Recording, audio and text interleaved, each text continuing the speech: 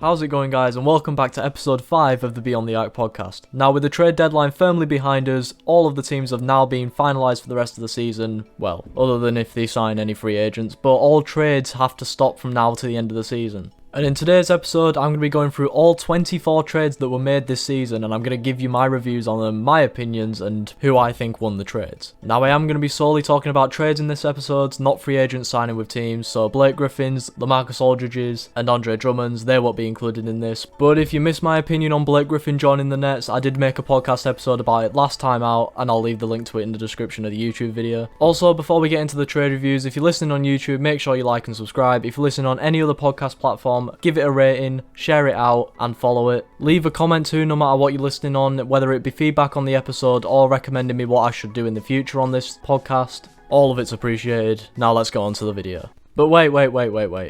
I know what you guys are thinking. Why has it been so long since the last episode? Well, let me tell you, my schedule's been very busy recently. I do have to apologise for that. And unfortunately, that's impacted this. This episode has been recorded over like a month and a half period, which is why I'm talking about trades even though the deadline was quite a while ago. I was thinking about not uploading this, but it's over 20 minutes, so I'm just gonna put it out there anyway. But I do apologise if any of the stats that I say are incorrect right now, but they were correct at the time I was recording it. Right, let's get into the video. The first proper official trade of the season, and it's one that I've already talked about on the podcast before, and that is James Harden to the Brooklyn Nets. Now, this was a 3-team trade involving the Houston Rockets, the Brooklyn Nets, and the Cleveland Cavaliers, which then saw a 4th team in the Indiana Pacers get involved a few days later, and it saw the Brooklyn Nets throw away all their future, and all of their youth, for a chance to win big this year. And who do I think has come out better in this trade? It has to be the Brooklyn Nets, hasn't it? When this trade was made, it was pretty clear who was going to be winning the NBA this season. And when you look back at the trade now, the Nets didn't really even give up any of their main players. Giving up Jarrett Allen to the Cleveland Cavaliers was a bit of a loss, but it's allowed players like Nicholas Claxton to step up and put up some decent numbers off the bench for them. And Caris LeVert hasn't really been putting up amazing numbers since he was traded to the Indiana Pacers for Victor Oladipo. And given that the Rockets have since gotten rid of Victor Oladipo, which we'll get onto in a bit, it's clear to see that the Houston Rockets have definitely lost this trade and come out of it the worst. Although they did come out with 8 draft picks in that trade, so you never know. If they draft someone good with one of them picks, maybe my viewpoint on it will have changed. But speaking in the present day, they've definitely been mugged off at the moment, and they've been left to the draft in order to make it look somewhat respectable for them. As for the Cavs, they've picked up a solid centre in Jarrett Allen, and an average small forward in Taurean Prince, but in the end it's probably nothing that'll take them to the next level and send them into the playoffs this year. But picking up a good young centre to make a good trio with Darius Garland and Colin Sexton is something that'll definitely help them in the future. But overall, I do think that the Brooklyn Nets have come out of the trade looking better than the other 3 teams. But even though the Rockets were victims of robbery in the Harden trade, they themselves won a few trades this season, one mainly coming when they took advantage of a locker room disagreement between the Cleveland Cavaliers and Kevin Porter Jr. This resulted in Houston giving Cleveland only a 2nd round pick for the young guard. I don't really understand what Cleveland's obsession is with just getting rid of their players for barely anything. I mean, look at what they do with Andre Drummond. They just bought out his contract and let him go for nothing. And here they are with Kevin Porter Jr. just letting him go for a 2nd round draft pick. Kevin Porter Jr. is only 20 years old, and at the moment he is quite inconsistent, but I think in a few years, maybe up to like 5 years time, he has potential to put up 20 points a night easy. And in my opinion, there is no better place for Kevin Porter to improve on than at a struggling Houston Rockets side. Here he's actually starting games compared to him being a role player at the Cleveland Cavaliers, and he's putting up close to 16 points per night as well as adding on 6 assists as well. So Cleveland got rid of a disturbance in the locker room for a draft pick, and Houston got themselves a pretty decent shooting guard. I think it's a win-win for both sides, but I think Houston is going to come out of it a little bit better. The 3rd trade of the NBA season saw Derrick Rose get traded to the New York Knicks for the 2nd time in his career in exchange for Dennis Smith Jr. and a 2nd round draft pick. I feel really sorry for Dennis Smith Jr. The former number 9 draft pick was part of that 2018 trade that sent Kristaps Porzingis from the New York Knicks to the Dallas Mavericks, and ever since then his career hasn't really been able to get back on track. New York pretty much told him that they had no plans for him for this season, and he's only played 3 games for the Knicks this year before getting traded. And his lack of game time got so bad that he even asked to be part of New York's G League team before he ended up being traded to Detroit. However, Dennis Smith's a good player. His confidence has just been in the bin for the last couple of years. And like I said previously about Kevin Porter, there is no place to improve personally than on a very bad team. And as for Derrick Rose, well, he's heading into the latter stages of his career, and if he wants some playoff basketball before he retires, he's not going to get it on Detroit. And at New York, he can provide some solid veteran numbers for a team who's pushing for the playoffs this year. In the opinion of the players, this is most likely a win-win trade. Derrick Rose can show why he's still an absolutely amazing point guard on a playoff level, given that he's only played 5 games of postseason basketball since 2015. And I bet that Dennis Smith Jr. is just pretty happy to be playing basketball again. He's got a place to reinvent his career, and I genuinely hope he does well there. Sticking in Detroit for the next trade, and we've got Sivi Mikhailuk, I've definitely butchered that, being traded to the Oklahoma City Thunder for Hamidou Diallo. Now, ladies and gentlemen, I'm afraid we've hit that point in the podcast episode where we've come across a trade that absolutely nobody cares about. And I am going to warn you, there is a few more of these in the episode too. But if I didn't talk about them, then I wouldn't be talking about every single trade that happened this season, as the title would suggest. And I'm not one for clickbaiting you, so I'm going to keep it short and sweet. Both players are young small forwards, and Diallo's averaging 13.8 points per game in Detroit so far after the trade. Sivi's averaging 10.2 points per game for Oklahoma City after the trade. It really is just average player for average player, but I'm going to say that Detroit has probably come off better in this trade. Right, moving swiftly on. On the March 17th, the Oklahoma City Thunder traded Trevor Ariza in exchange for Myers Leonard and a 2027 draft pick to the Miami Heat. This trade saw Trevor Ariza become the most traded player in NBA history. He's now been traded 11 times in his career. Imagine being that unwanted that you've been traded that many times. Poor guy. However, the trade didn't come about this time because the Oklahoma City Thunder wanted rid of him. This trade happened because of the Miami Heat ostracizing Myers Leonard from their squad after he said some pretty controversial things on a Twitch stream. In the end, Miami have got themselves a pretty decent veteran role player, and Myers Leonard has since been released by Oklahoma. Therefore, OKC won't have anything from this trade until 2027, and it's still only a second round draft pick. Miami have definitely won this trade in my opinion.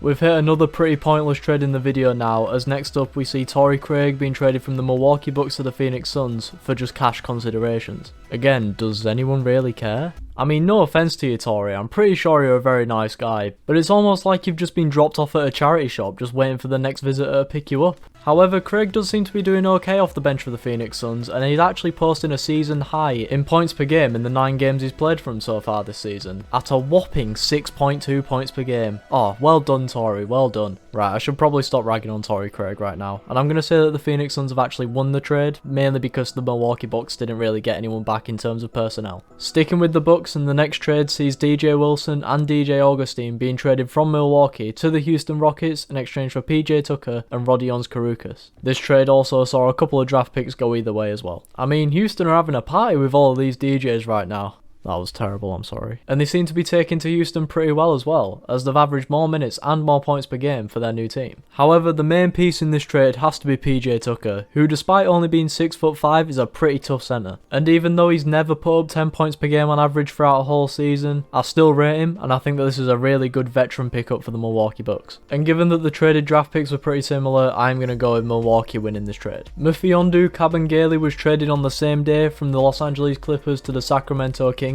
for a second round draft pick. And I've talked about a lot of pointless trades so far in this episode, but let me tell you this is the most pointless trade in the whole video. Kabengele was released from his contract a mere 3 days after being traded to the Kings. That just shows how useless this trade is. So I'm just going to say that the Clippers have won this trade and we'll move on. Now it's time to talk about the trades that took place on the trade deadline day. Quite frankly, one of the busiest and most exciting days in the whole of the NBA season, and it definitely didn't disappoint. Well, unless you were a fan of the Orlando Magic. And speaking of the Magic, we're going to be talking about Nikola Vucevic next. Him and Al-Farouq Aminu were traded to the Chicago Bulls in exchange for Wendell Carter Jr., Otto Porter Jr. and 2 future first round picks in the NBA draft. And as a Bulls fan, I was definitely not expecting this. I was just expecting us to trade for Lonzo Ball and then hopefully DeMar DeRozan as a second all-star level player, but this has exceeded my expectations and I'm very excited for this. The Bulls have managed to acquire a second all-star at the peak of his career, and Zach LaVine now doesn't have to do all of the offensive work for the Bulls. And we've also finally got a starting big man who can play defense on other centers. And it hasn't actually cost the Bulls so much in terms of personnel to actually do the deal too. Otto Porter's probably one of the most fragile players in the NBA today. He plays 1 game and then he's injured for the next 5. And whilst Wendell Carter's young and does have great potential, I do really like him a lot. For a team that wants to be winning now, he isn't good enough. He's an undersized center and he can't really play good defense against all-star level bigs, which is why he was dropped from the Chicago Bulls starting lineup this season and eventually traded. So I'd say right now, the Chicago Bulls have most definitely won the trade. However, with 2 first-round draft picks, a decent up-and-coming centre, and the fact that Nikola Vucevic is in his 30s, ask me this in 5 years' time, and maybe the Orlando Magic have come out of the trade better. Let's just say that they have probably got as much as they could have got for Nikola Vucevic right now. The second trade that took place on the trade deadline saw Gary Trent Jr. and Rodney Hood move from the Portland Trail Blazers to the Toronto Raptors in exchange for Norman Powell. This is probably the most coincidental trade out of the whole season. Gary Trent Jr. was traded to the Toronto Raptors just 41 games into his third NBA season. And weirdly, so was his dad 23 years ago. And I personally think that Portland and Toronto have done this on purpose. Because when you look at the players involved, it's very much a case of each team have gotten what they've given in terms of quality. Norman Powell and Gary Trent are two very similar players when it comes to their game. They're both shooting guards who have very decent points per game averages this season. And Rodney Hood is...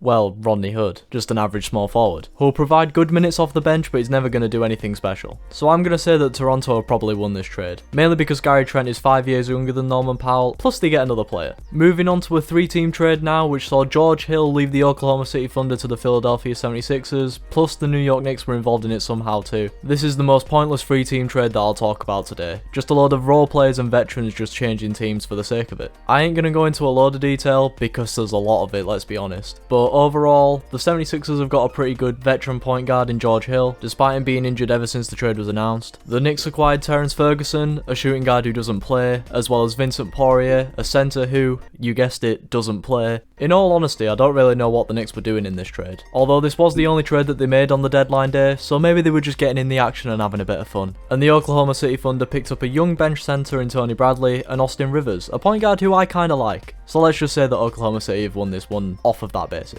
Next up, we've got the Miami Heat taking the MusicbyAden-Land from the Sacramento Kings in exchange for Mo Harkless and Chris Silver. Again, like the last one, it's another trade for the sake of trading players at the moment, because I genuinely don't think that any of these teams have gotten better through this trade. All three players have legit averaged less than 9 points per game this season so far. What is the point of this trade? I really wouldn't be surprised if you guys that are listening to this video are just pressing the forward 15 seconds button on YouTube right now. But anyway, Bjelica has most definitely underperformed for Miami after the trade. However, he did average 11.5 points per game in a season for the Sacramento Kings a couple of years ago, so if he can reach them levels again, then I'll say that Miami has won this trade. Keeping within Sacramento, and we've got Delon Wright being traded from Detroit to the Kings in exchange for Corey Joseph and 2 second-round picks. Again, we've got another meh trade here, but it's a little bit more exciting than the one I've just talked about, mainly because Corey Joseph has actually been doubling his points per game tally for the Detroit Pistons, whereas Wright has suffered pretty much the opposite. Although you do have to really bear in mind the teams that they've both been traded to, Detroit is a lot worse than Sacramento, and when both point guards were playing for the Pistons, they were starting the games and averaging a lot more points per game than they did whilst at the Kings. However, I am going to be going off stats here, plus Detroit get 2 extra second-round picks as well, so I'm going to say that the Pistons have won this trade. The Golden State Warriors traded Marquise Chris and cash considerations in exchange for KD Lalane's draft rights. Unfortunately, Marquise Chris has broken his leg and is scheduled to be out for the rest of the season. But in the 2 games that he did play this season, he averaged 6.5 points per game, and last season he came close to averaging 10 points per game. And he's also still quite young, so it's a decent pickup for the Spurs when he's healthy, especially when you look at who they've given up. KD Lalane has never actually played for the San Antonio Spurs since being selected 55th overall in the 2015 NBA draft. He's pretty much just stayed in the G League or played overseas. He was named an All-Star in the Korean League this year, but I doubt he's going to be making any NBA teams anytime soon. So I'm going to say that the San Antonio Spurs have definitely won this trade. The next trade saw the Utah Jazz get Matt Thomas from the Toronto Raptors for just a second-round pick. Matt Thomas hasn't really averaged many minutes in his NBA career, but if needed he can put up some decent single-digit numbers, if you can call that decent. But if I am being honest, he isn't a great NBA player. He's averaging less than 30% field goal percentage this year, which is very, very poor, and he's only averaging about 2 points per game too. It is a tough one to decide, but I am going to say that Matt Thomas is better than a second-round pick. Therefore, the Utah Jazz have won this trade. Sticking with the Raptors theme, and next up we've got Terrence Davis being traded from the Raptors to the Sacramento Kings for a second-round draft pick.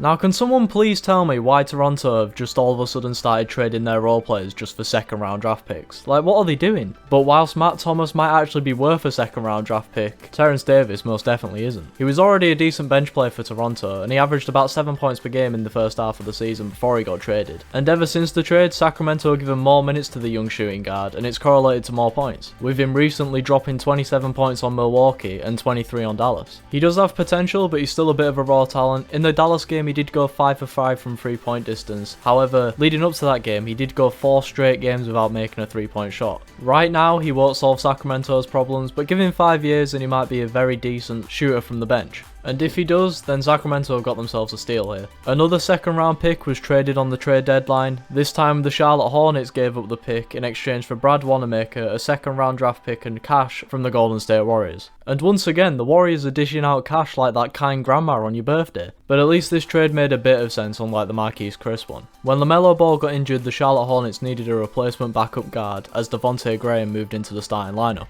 And that's where Brad Wanamaker came in. Wanamaker's been playing just shy of 20 minutes a night, and he's also putting up almost 7 points per game too, which is way more in both categories than what he was doing at the Warriors. But I don't envy him. Playing backup to Steph Curry must be pretty hard. But this is clearly just a temporary thing in my opinion, and when Charlotte's better point guards get fit again, his minutes will start decreasing. I mean, they already have started decreasing as I speak right now. But even if Wanamaker doesn't play as much, this is still a pretty decent pickup for Charlotte, given that most of their current point guards are pretty young, and Wanamaker's a very nice veteran to have on the team. And given that Charlotte didn't really need to give up anything to acquire the veteran guard, then Charlotte have won this trade in my opinion. The next trade was between the Boston Celtics, the Chicago Bulls and the Washington Wizards, and it saw the Bulls take Daniel Tice, Javonte Green and Troy Brown. It saw Boston take Luke Cornett and Mo Wagner, and Washington ended up with Dan Gafford and Chandler Hutchison. The Bulls are back, and I'm telling you as a Chicago Bulls fan, this one really hurt me, given that we traded away the greatest three-point shooter to ever play the sport, Luke Cornett.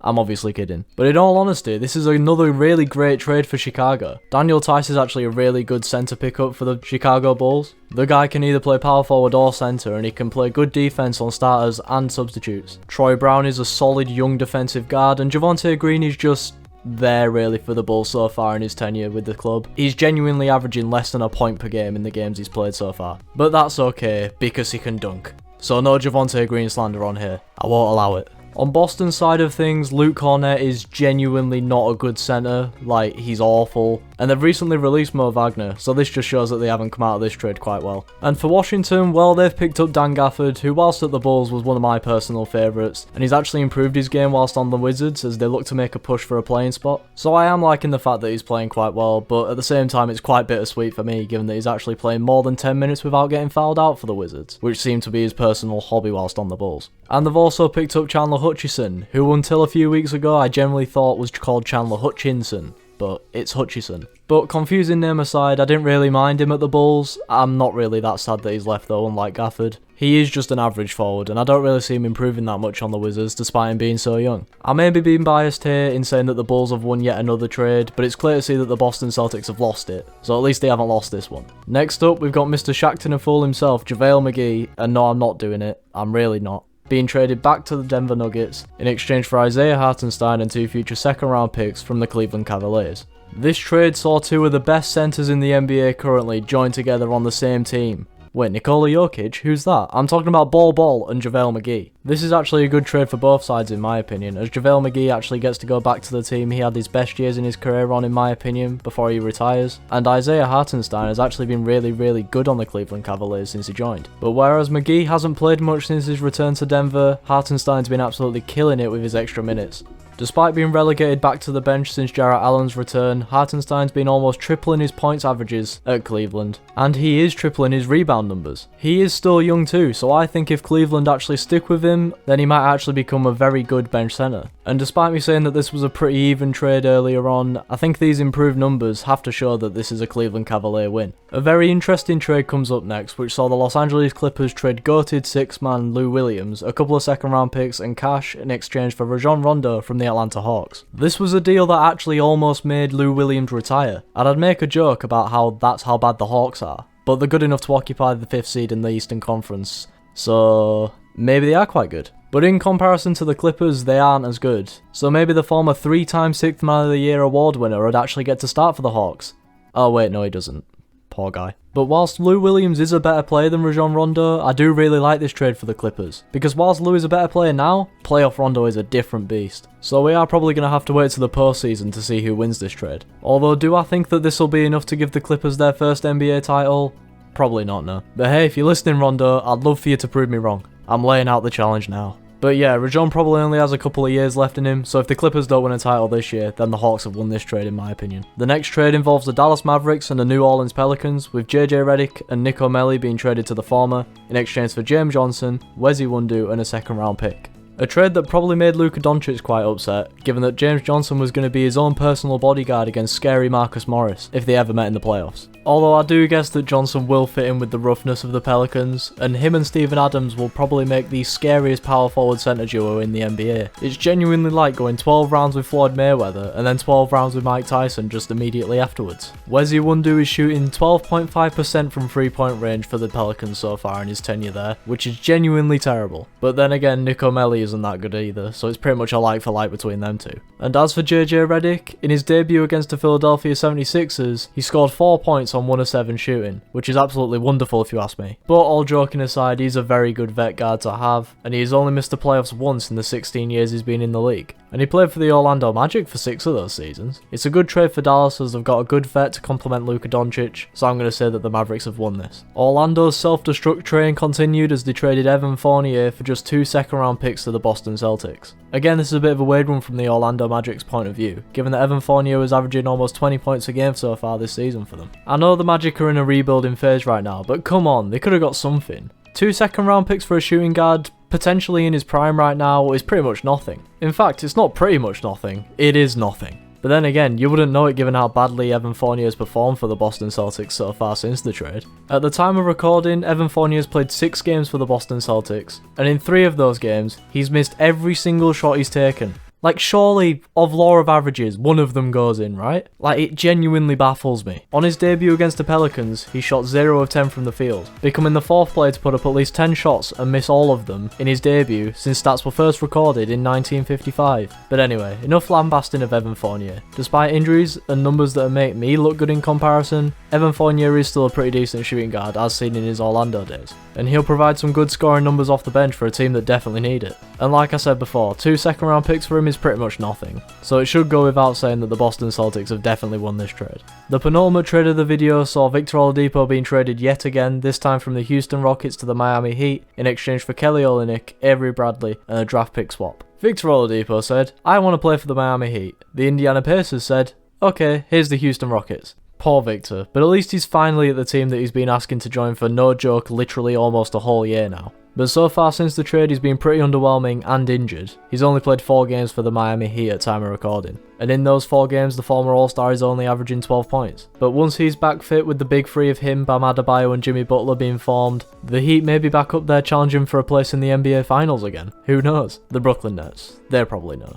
But even still, I think that the Miami Heat may have a chance at beating them in 7 games. After years of being so inconsistent on playoff level teams, Kelly Olynyk is actually finally being good for once. Let's be honest, it's not really hard to be good on the Houston Rockets, but his passing numbers have increased a lot since the trade, as well as his scoring numbers. Maybe this is a good trade for Kelly. As for Avery Bradley, I'm going to be honest, I think he's way past his peak. And he still wasn't really one for putting up points when he was good, but he's still a decent vet guard who can put up some good defensive numbers off the bench. But like I said, he's not going to be anything special for the Rockets. At the moment though, when you go off the stats that the players that have been traded have produced, I think the Houston Rockets have won this trade so far. But that really is only because Oladipo's played 4 games. When Oladipo does come back and he starts putting up the points that we know he can put up, then the Heat have definitely won this trade. Our final trade of the video is another Orlando trade. Aaron Gordon and Gary Clark got traded to the Denver Nuggets in exchange for Gary Harris, RJ Hampton and some first round picks. The final trade in Orlando's self-destruction, and I think this is a pretty underrated trade in my opinion. Let me tell you this, when fully fit, I think that the Denver Nuggets have a very, very strong chance of actually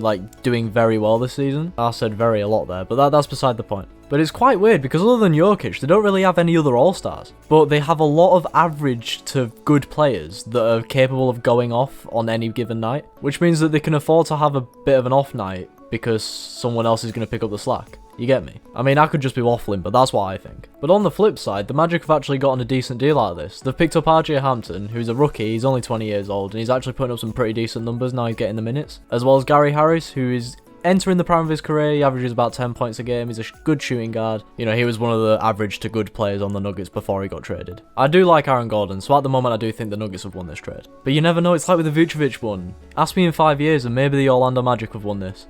But at the moment I'm going to go with the Nuggets. And that concludes my takes on every single trade of the NBA season this year. And I do apologise that it's been so late, and I do apologise that the video's probably not that good because I've recorded it over a long period of time. But if there is anything you want to see, or if there's anything I could improve on, then let me know in the comments below. Also, like and subscribe. Follow me if you're listening on any podcast platform. And I'll see you guys on the next episode, which I promise will not be 2 months from now.